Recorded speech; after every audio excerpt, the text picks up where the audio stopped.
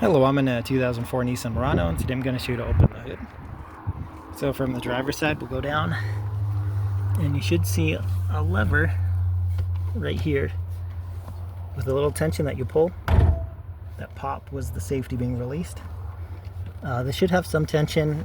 If it doesn't, just double check that that cable there is tight and attached, relatively tight. If not, you'll need to address that.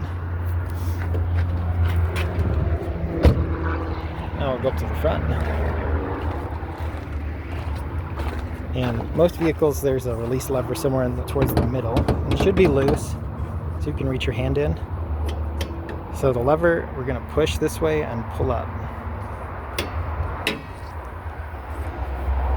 So that's what the hook part looks like, where it hooked onto.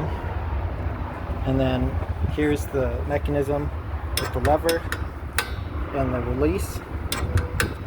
If you're having issues, check through here for any debris. Maybe use some WD-40 to loosen it up.